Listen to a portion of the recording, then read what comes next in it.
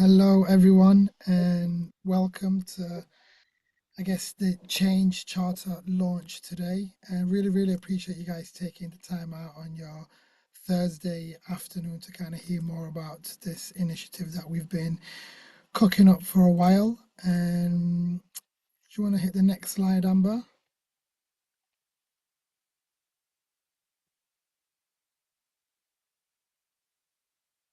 I guess today's agenda and is first and foremost just a bit of a welcome and introduction.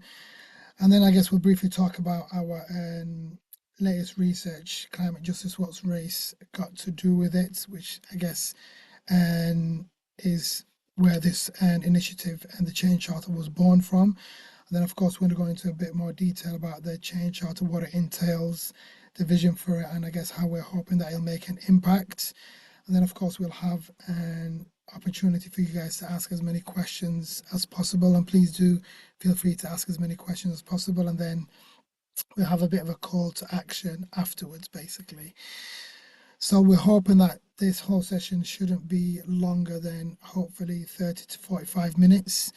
We appreciate people's time is precious, so we will get cracking on. Next slide, Amber.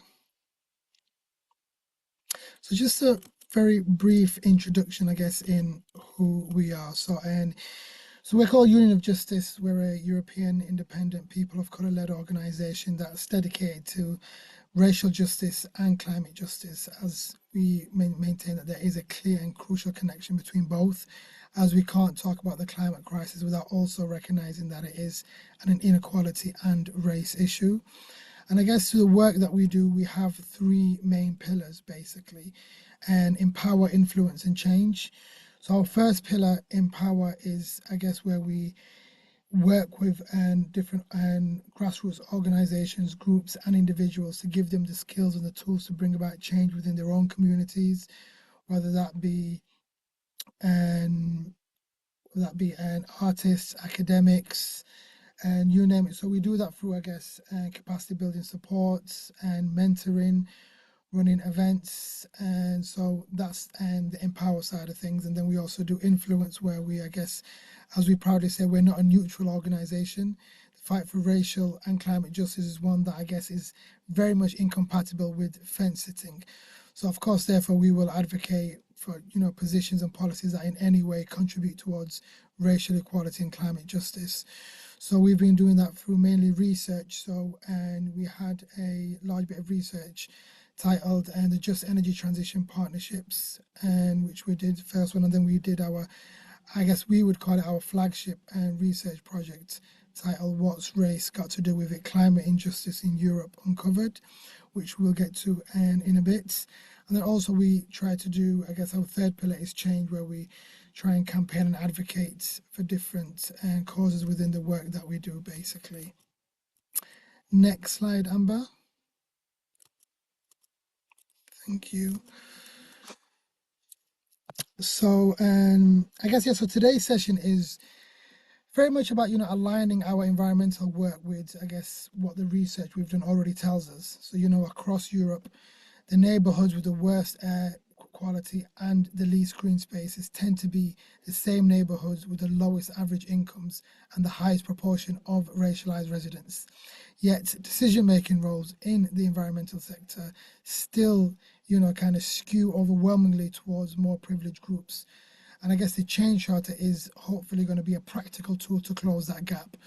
And I guess what the Change Charter does, in our opinion, is that it kind of translates well documented inequalities into clear commitments on governance, accountability, and measurable impacts. And our aim today is to, hopefully outline those commitments and show how, I guess, your organization or just any European climate or environmental organization can really implement them. And when we kind of think about, I guess, why we need the charter, the three main reasons that kind of come to mind is first and foremost, multiple crises intersect. So whether that be climate breakdown, biodiversity loss, the cost of living pressures, and systemic racism are not separate headlines. They all kind of reinforce one another. The second being disproportionate impacts. So as we know, communities and racialized as minorities breathe more polluted air, live closer to industrial hotspots, and have fewer resources to adapt when it, I guess, comes to heat waves. And finally, I guess it comes down to movement credibility. I'd like to think that as a climate movement, as a climate sector as a whole, that it is currently not representative of those it claims to defend. I guess that kind of risks, potentially designing policies that replicate exclusion rather than and remove it, basically. So in short, climate action without racial justice is neither effective nor ethical. And the change charter hopes to, I guess, turn that insight into a shared roadmap.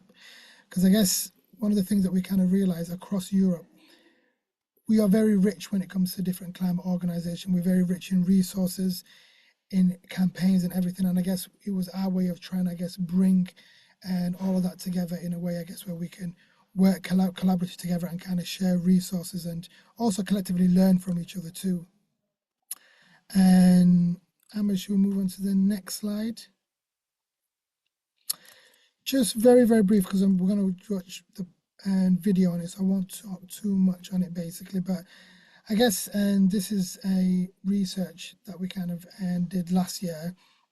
And I guess, and this is something, I guess, the Change Charter is grounded in this research. So our research project, What's Race Got to Do with It? Climate Justice in Europe Uncovered, was one that where we kind of surveyed over 3,000 European citizens of racialized backgrounds and kind of held expert roundtables in 10 different countries.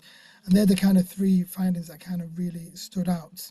And I guess it's these data points that aren't, in our opinion, just abstract. They kind of really describe neighbors who, rebuild after every flood with no insurance payout, parents who, worry that the playground air will somehow aggravate their child's asthma, and workers who, clean up toxic spills, yet rarely sit at the policy table that sets safety standards.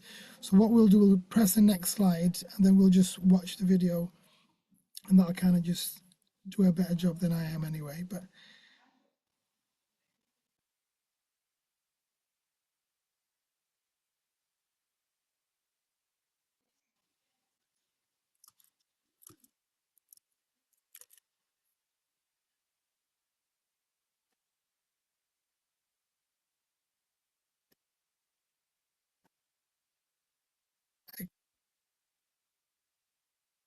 maybe just, I don't know if it's me, Emma, but I can't hear it. Can you hear it?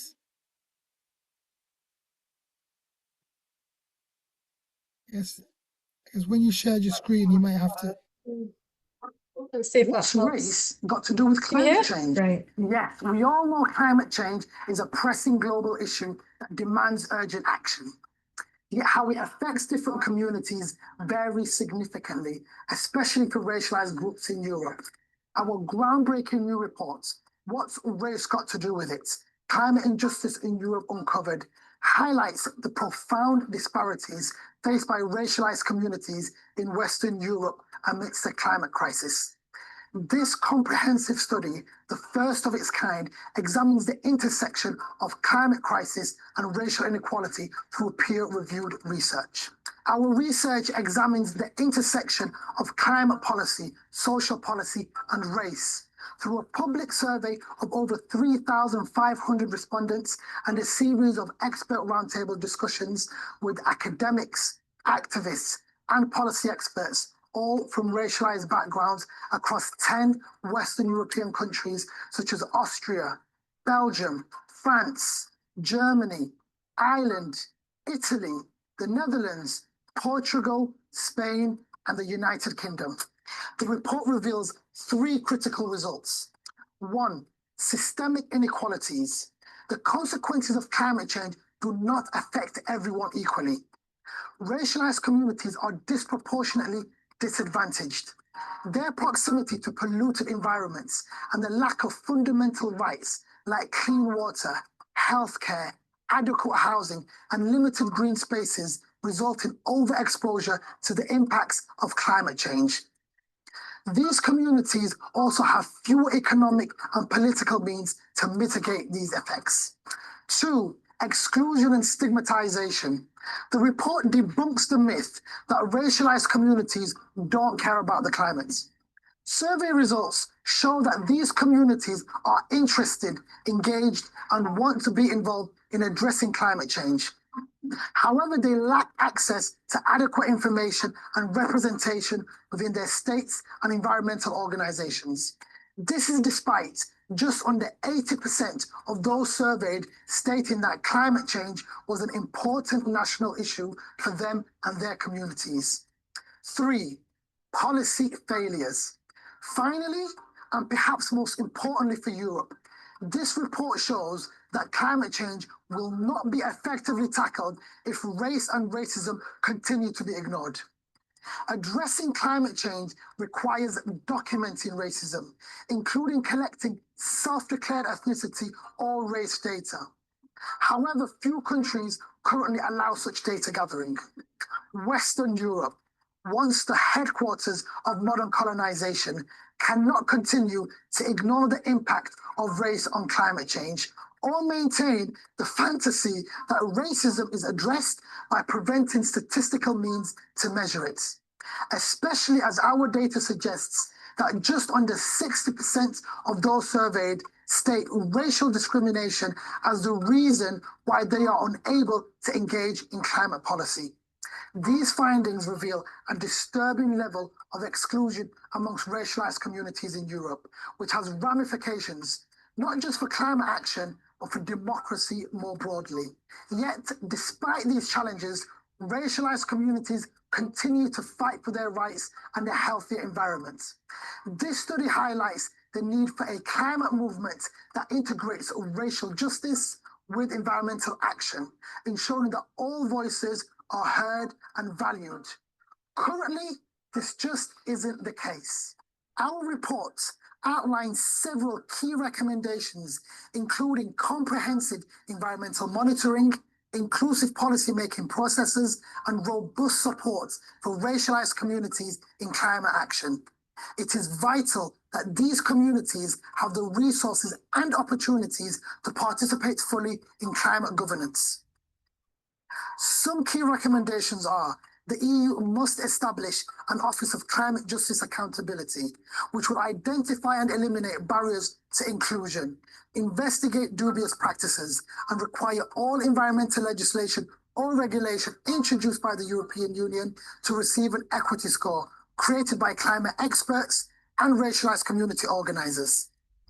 Every national government must include voluntary ethnicity monitoring in the census and other population mapping exercises to better understand the distribution of racialized communities and enable more informed national discussions on the impact of environmental harms on these populations. The climate movement must seek to develop networks of mutual solidarity with other movements, campaigns, and civil society organizations in their countries and across Europe that tackle the root issues relating to racism, migrant rights, and climate justice, particularly those self-organized by racialized groups.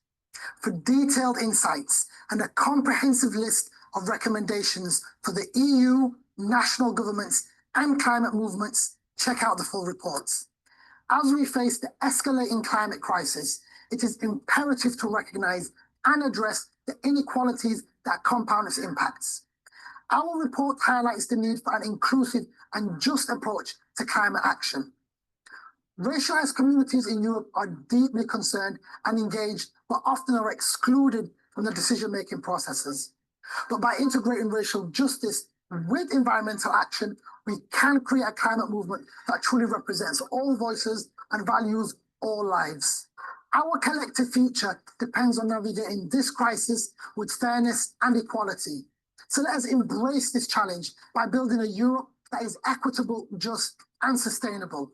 Because together we can turn the tide on climate injustice and ensure that every community, regardless of race or background, can live in a healthy and safe environment. So let's get to work, as justice can't wait. To read the full report and find out how you can get involved, visit unionofjustice.com.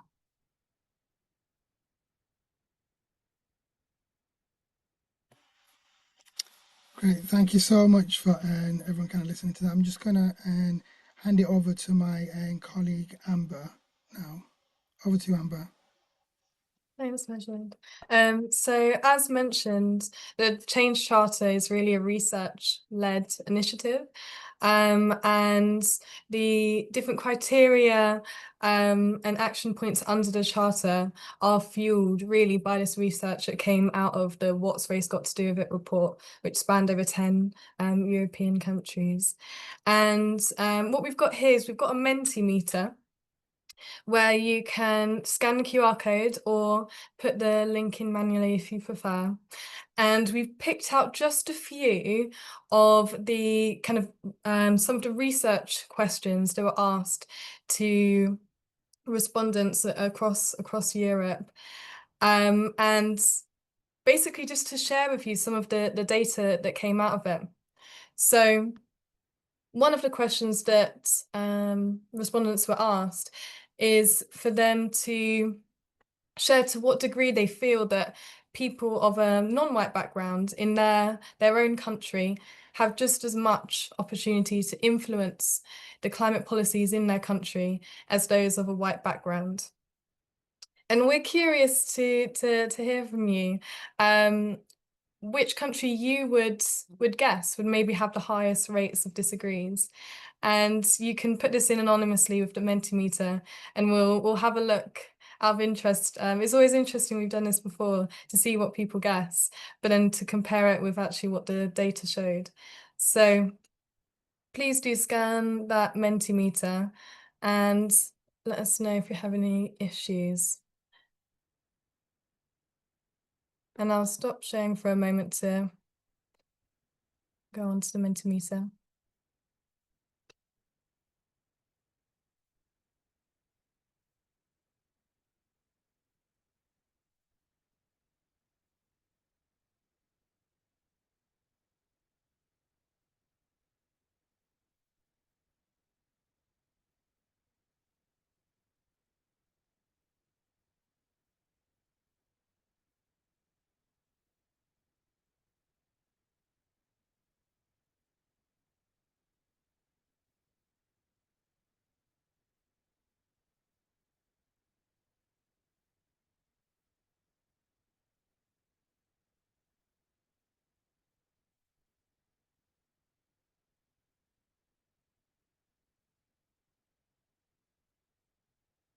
Has everyone been able to capture the Mentimeter link? Just And you're saying that also it's not working, the link.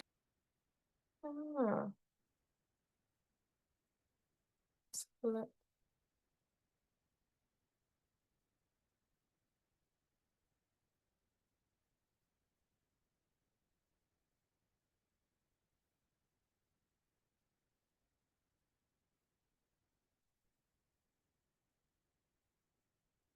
Can you see what's happening when you go on the link? You should be able to scan the QR code as well. And if you're unable to access the Mentimeter, you're also welcome to put your thoughts in the chat.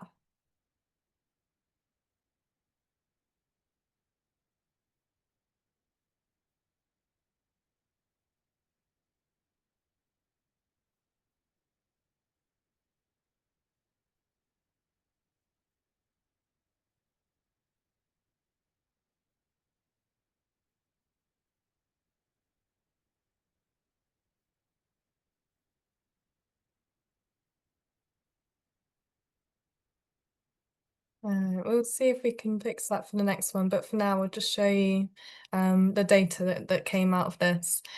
So respondents were asked to rate to what degree they feel that people of a non-white background have as much opportunity to influence climate policy. And these were some of the results that came out of that. So actually, as it turns out, it was Germany with the highest rate of disagree. So as you can see, it was Germany and Spain had some of the highest rates of disagree, whereas say Ireland actually had a lower rate of disagree. So the research shows that non-white communities actually quite struggle to have their voice heard to influence climate policy in their own country. And I'd be curious as everyone in this room, this virtual room, is dotted in different countries around Europe. So definitely have a look at your own country and be interested to know if it surprises you.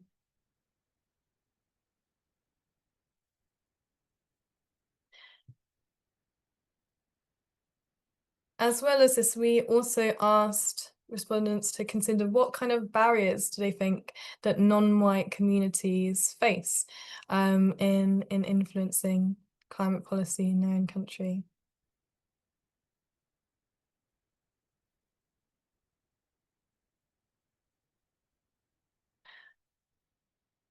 Majida, are we able to do the Mentimeter? Shall we?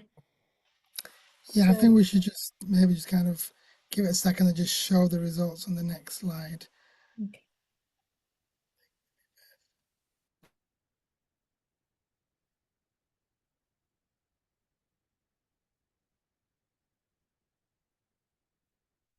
So here again, you can see some of the data that came out of that.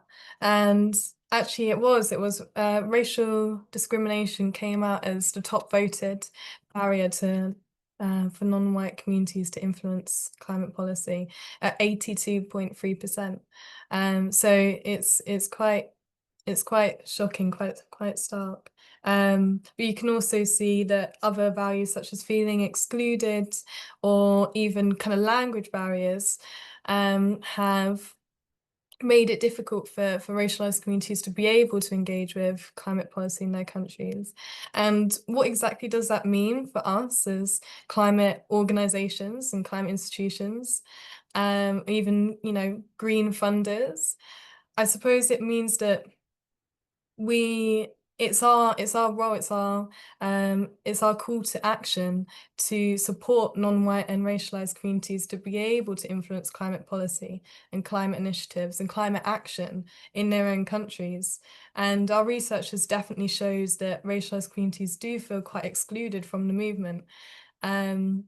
And so that's exactly what we're about at Union of Justice, but also for the Change Charter specifically, it really is about bridging that gap and connecting climate organizations, climate projects, climate initiatives with racialized communities, so that we can change this data across Europe.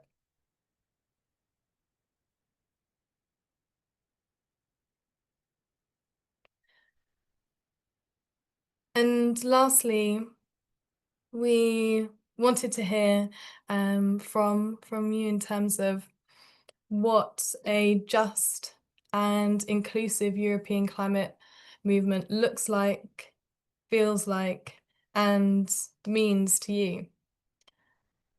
So there is a Q&A function where you'd be welcome to share. And if you are able to scan your QR codes. We had a response from someone that mentioned that they're not surprised by the data that came out of Germany, which is quite interesting.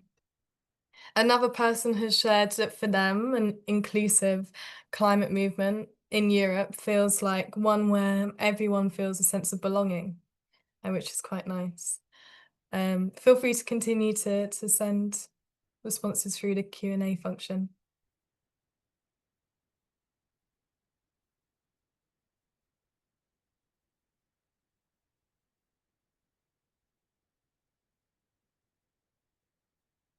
We've also had it in the Q&A function that it has to be one that's full of action. It's not performative.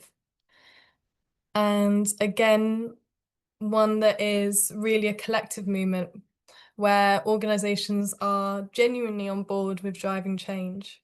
Absolutely. And I think those two actually go together quite nicely.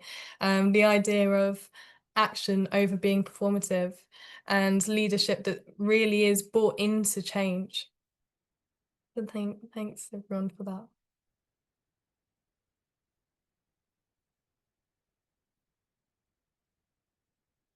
All right, so we'll move on.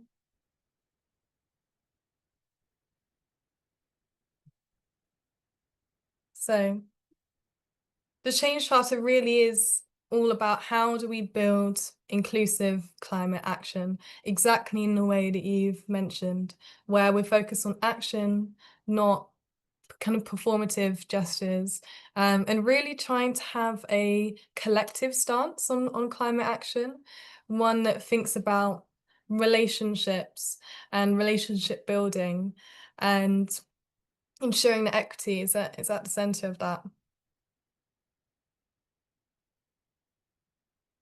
So the Change Charter, the key aspect of the Change Charter and joining the Change Charter is a pledge that all member organisations pledge to having a commitment to working on, developing and progressing on in their own organisations. And all organisations that sign the Change Charter will be connected with one another in a network of European environmental organisations who are committed, really committed to addressing the intertwined challenges of racial and environmental justice. There are 5 key aspects to the pledge, and I'll talk through them with you now. So the first one is about diversity. So really looking to expand diversity in our own organisations, increasing racial diversity across staff teams, but also in our partnerships as well, and ensuring that hiring processes are equitable and inclusive and accessible. And then next we've got decision making. So really striving towards equitable, inclusive decision making and power sharing. What does this mean in practice? So this is both internally and externally. On one hand, we're looking at internal culture, the systems that we use, and thinking about how do we power share within our teams in a way that actually betters our teams to be able to harness the diversity that we already have. And then also there's an element of really consciously thinking about how do we power share in our partnerships? How do we ensure that we are platforming our partners, especially those that are led by racialized communities? How do we, in our co-creation processes, ensure that we are really listening, but not only listening, but acting as well. This is exactly tying back into what someone mentioned earlier, is that idea of action. So how do we, in our co-creation processes with communities, ensure that we are both listening and acting on the preferences, priorities, and needs outlined by those communities? And then there's relationships. So how do we build deep, accountable relationships with communities of colour? And again, this ties into decision making and power sharing as well. But really, we're thinking about how do we dedicate time and resource or even care into our relationships and partnerships with the communities that we work with. For some, that will look like delivery partners. For others, that will be more so about the stakeholders that are benefiting from the amazing work that we know that you're all doing. But really, it's about the importance of being accountable to our delivery aims and ensuring that we ask for feedback in an open way, in a way that's not tokenistic. And then impact. So really looking to evaluate the impact of our projects, but not so much in a way that is, say, entirely driven in, again, that kind of performative data and analytics that often we can get stuck into doing, for funders, as an example, but really thinking about genuine impact, qualitative impact, stories. What are the stories of how our work impacts those at the front lines of the climate crisis, especially those of racialized backgrounds that are often disproportionately impacted by climate crisis, and also by climate action? How do we evaluate that impact in a way to ensure that really our programs, policies, actions not only impact but benefit communities of colour? That really being at the centre of our work. And then lastly, we have influence. So as well as doing, all this great work, completely supported by the Union of Justice team and our own relationships that we have with racialized communities that engage with our work, really thinking about how do we let this impact ripple beyond our own internal work, looking to strive to reach out to other historically white-led organizations and share our experiences with addressing the intertwined nature of racial and climate justice, sharing our experiences, our commitments, and being able to actually kind of shout about the good work that we're doing and bring other people in on board, and encouraging others to also commit with that same sense of a racial equity lens in their climate work. So these are the 5 key pillars of the Change Charter, and all of which the Union of Justice team will support organisations to work on, but also connect organisations with each other to be able to share their tips and journeys and impact. And that support that will be given alongside the Charter will be split into 3 key areas. So firstly, there's a learning and resource hub, which is a continually developing multimedia bank of resources to support organisations with implementing their change action plan.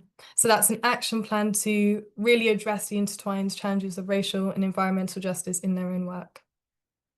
And being multimedia, this will range from podcasts and news articles to our own reports and internal research that we're able to share, and all the way up to upcoming events across Europe, especially in our key target 10 European countries that you will have seen earlier in the research outcomes. Secondly, we have quarterly meetings.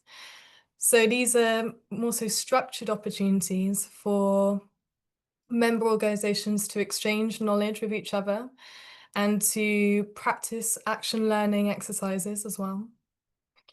These sessions will be co-created with the network, with the member organisations themselves, to really understand what exactly it is that you need from us. What are the challenges that you're facing as you're doing this work, and how can we shift our support and shift those spaces around those needs to ensure that we're meeting that. And then lastly, the third aspect of this is just an opportunity for progress sharing. So this is an annual opportunity, again, for member organisations to connect with one another, but to share their progress with their own action plans and really take a moment to celebrate those successes. And leading up to this, we will always have Q&A spaces to really ensure that that feels like a clear and exciting process to be able to share progress with other member organisations, as well as with the Union of Justice team.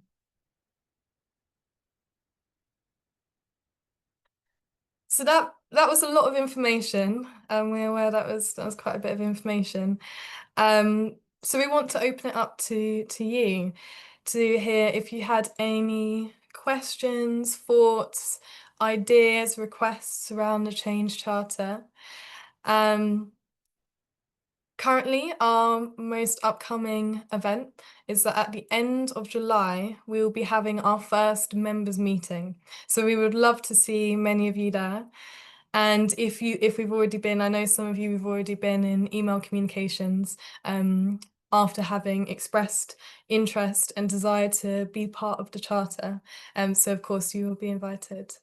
And we would love to see many more of you there as well. So I'll just have a quick look at the Q&A and see what we've got. So I can start taking some questions, and Amber. So yeah, I know you touched on. Someone asked, and we'll go through all the questions. And someone goes, and can you tell me a bit more about the quarterly meetings? And I think you just touched upon that. So yeah, so I guess it's a real opportunity for everyone that signed the charter and to kind of really get together, I guess, within the quarterly meetings as well. We will be having, I guess, and workshops where we'll be inviting different experts and in to do different sessions. But it's also kind of worth pointing out that it's very much in co-creation with the network, as in the people who kind of signed the charter, basically. And of course, there's also the opportunity to share best practice, learn from each other. Of course, also just a space to moan and complain and kind of figure out, I guess, how we can collectively work on things together. And another question that I see is, my organization, A Big Climate NGO, is terrible with all things diversity and inclusion. How can I convince them to do more? The difficulty is it's every organization is starting somewhere different. So in all honesty, we're very much wanting to meet people where they are. So we don't expect people to kind of do 360 all of a sudden, as much as of course we want to see progress and everything. But we're very much here to kind of support you in regards to, I guess, how to best approach it. And I guess the best way to do it is first of all, just try find some allies. And the reality is it's probably not just yourself, there'll be other colleagues who also kind of really value and inclusion and diversity and within your organization. And I think it's just a case of consolidating, bringing people together and kind of really forming a group and really kind of just lobbying and kind of speaking to and winning as many people on board as possible, basically. So I appreciate it can be difficult with some organizations, but fundamentally, I think it's in all our best interest, and it's in the best interest of the organization and the work that we're doing, that it does reflect the people that we are and looking to represent, basically. Do you have any comments on those, Amber? Any other questions? Also just to say, so I know someone put in the chat, could we use the network as a soundboard? So again, I guess this kind of reflects what Rashid was just sharing. But yeah, so we will have dedicated spaces in those network meetings to have, say, action learning sets where people are able to share the challenges that they're working through, and to have an opportunity to access some peer learning around that with others that are also working through the same challenges. So absolutely, that's something that will be structured into those quarterly meetings. I think someone asked about the criteria, Amber. What is the criteria for being able to sign the pledge? And do you pledge on behalf of an organization or an individual? Majid, did you want to take this, or shall I take it? Can you repeat that? I'm just trying to find it. So what is the criteria for being able to sign the pledge? Yes. And do you need to pledge as an organization or an individual, or both? Yeah. So I guess it's ideally we want the organization to base it on, because I guess a lot of the learnings and a lot of the action point, especially I guess one of the parts of the network is to kind of have not just the quarterly meetings, but to also kind of have the session where we kind of get together and we kind of do a bit of reporting.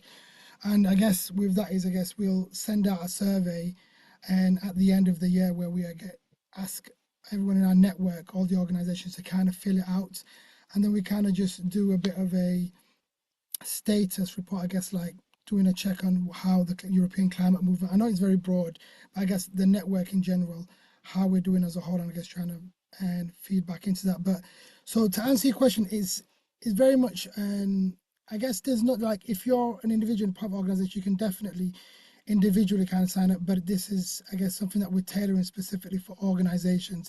But of course, if you work for a climate organization, we'd love to kind of have a chat and see, I guess, how we can get your organization and to sign up.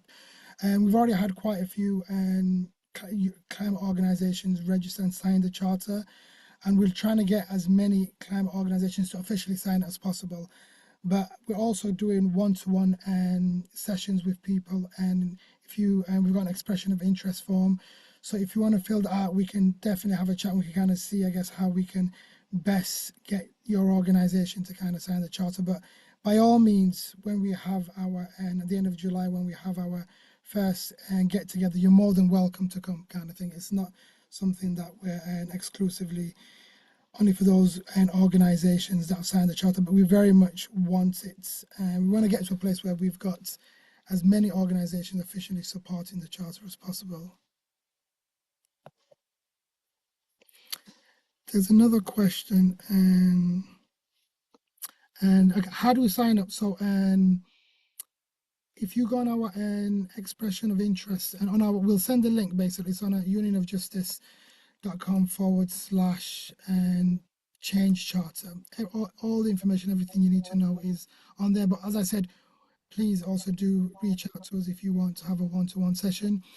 And Alice asks the question, and the EU has a consultation mechanism open for their anti-racist strategy open until July the 7th. Are you thinking of sending a contribution as you have data on EU countries? Yes, it's something that, and we're working, and hopefully we will be submitting and something through, definitely.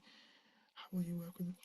And someone goes, how will you work with big organizations? So I guess big, small, medium, I guess on one hand, and there's very much, I guess, what we've outlined and in the charter in regards to getting them to sign the charter, but also having the quarterly network meetings. We're also going to set up, we've already started setting up the learning and resource hub, and as well as having annual progress sharing. But also, if there's, I guess, any, like, we're very fortunate enough that we've got a network of different experts and consultants.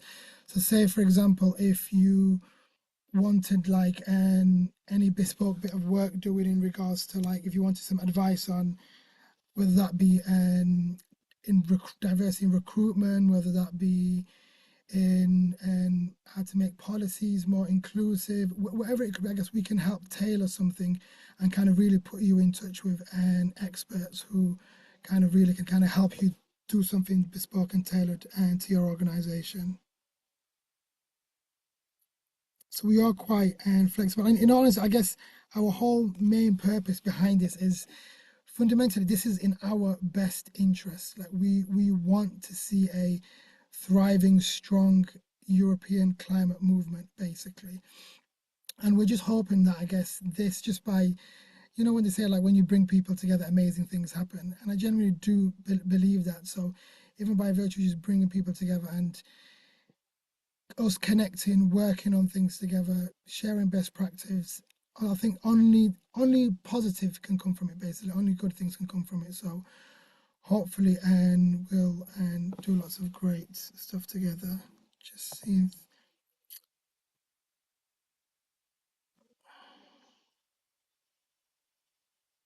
And also to on, quickly answer, so there are one or two questions around how to have a one-to-one meeting or how to sign on. So at the end of this presentation, you'll have a QR code which you can scan, which will take you to the expression of interest form. And on there, if you just pop in, there's an open text box. If you pop in that open text box that you'd like to have a one-to-one meeting, then we'll be in touch and we can organise that with you, and you can bring your colleagues as well. Otherwise, you're also welcome to email us directly at hi@unionofjustice.com. But that expression of interest is there, which will link you directly to the charter as well.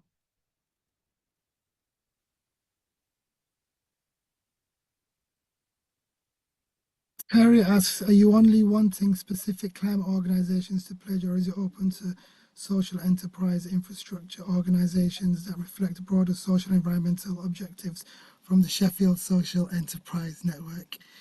And lovely to see Sheffield here. But so this is like, so it's, I guess anyone that works and does any work on climate in all honesty, because there are some organizations that may work on anti-racism, young people, climate. They will have a, I guess, a focus on like 3-4 different things, and one of those things is, and they focus on climate and the environment. So 100% we'd want you to also kind of sign the charter. So it isn't, to answer your question, Terry, it isn't something that's solely, only specifically for climate and environmental organizations, but climate and environmental work has to be a core tenet of the work, I guess, the organization does, basically, just, I guess, for yourself to kind of gain something from it and vice versa, basically. So yeah, I guess in your circumstance, if you do broad environmental work, 100% would love for you to sign the charter for sure.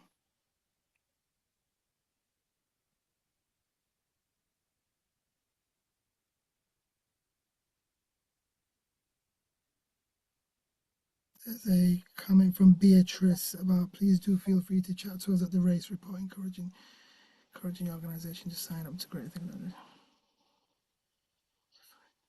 We've also got a question after that one that asked, have we got capacity to provide expertise to non-climate orgs?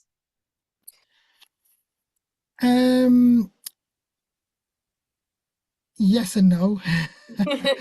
in honesty, because I guess it's, capacity is always very much limited, and I guess with anything, and we want to really throw all our weight behind specifically, I guess, working with organizations and groups who specifically, I guess, who do work around the climate and environment. But that being said, we have done work with I guess, so-called climate organizations. So I guess it really just depends. So I think the best thing I would say is if you were to kind of just reach out and drop us an email, and I'm sure there's somewhere we can definitely, if we may not have the capacity, we definitely know where the capacity will be, basically. So either way, we're here to help, basically. Yeah.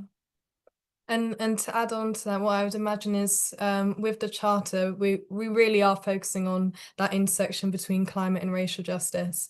But we are also beginning to offer consultancy outside of that. So as Michelle says, yeah, please get in touch, and maybe there'd be a type of support that would be separate to the charter. But the charter is more so focusing on that intersection. Yeah, so thanks for that.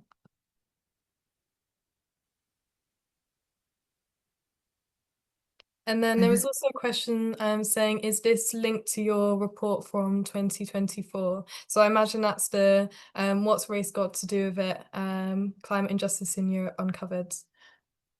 Yeah, so I guess it's, once we did that research, then yeah, I guess on the back of that, we were like, okay, we've done some work, I guess, specifically with those on the ground, but I guess we really, on the back of it, was like, okay, how can we best support and climate organizations who are doing already so many amazing, incredible work, and how can we really strengthen, I guess, the European climate movement? And I guess we saw a space where we can at least try and get some commitments and bring people together and really try and, I guess, create a space more than anything else, basically, where we can actually do some meaningful work and hopefully impact and climate policy across Europe and make a real difference.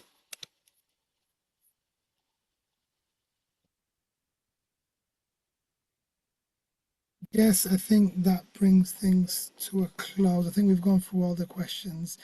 But guys, please feel free to drop us an email. We'll also be sending a email to everyone who can also came to this event today and registered. The other thing I'd also say is, if you're not signed to our mailing list, please also do sign to our mailing list. And on that note, I just want to say a big thank you to Amber, who's been amazing, I guess, in driving this, and also for all you guys for attending and turning up today. I'm really, really excited and looking forward to seeing all the amazing work we'll do together, and hopefully, I guess, trying to really shape things to actually, yeah, just really, really excited. So thank you all, and looking forward to working with you all. Thank you, Majid. And I'd love to end this Q&A by sharing just one of the last kind of inputs that we had on that question, which was, what does a just and inclusive European climate movement look like to you? And one more that we got was one where everyone is valued equally, whether it be their culture, language, education, solutions. There is such a monopoly on knowledge, language, and solutions in the global north, but centering Indigenous knowledge and solutions in the global south is needed. It's one where funding is put behind action and programs, and it is actually a core mission to organizations and not just something that they say. Yeah, and I just wanted to spotlight that because I absolutely love that. That's definitely at the core of what we're doing here at the Change Charter, is putting words into action and really having a supportive environment so that we can do that together. So thanks everyone. It's been fantastic hearing from you all. And following on from this, we will send through these slides so that you can look back over this information, as well as the Change Charter information sheet, if you don't already have that in your inbox. And we invite you to fill out this short expression of interest form, which you'll see on the next slide. And in that, if you'd like to have a one-to-one meeting, you're welcome to put that in the open text box and we'll organise that for you. And in that meeting, we can just have a bit of a chat about, for us to learn more about your organisation, its ambitions, and just to answer any clarifying questions that you had. And from there, we'd absolutely love for you to sign the Change Charter and really join us and with this movement tackling intertwined racial and climate justice. And I can see that that's really something that we all feel quite committed to. So thank you. All right, well, that brings us to the end. So that QR code will take you to the expression of interest form. If you are unable to scan QR codes on your device, that's absolutely fine, because we'll send through the link after this event as well. And you can also find it at unionofjustice.com/change charter. And there you'll find the expression of interest form. So thank you so much, everyone, and we're looking forward to staying connected with you all and working on this together.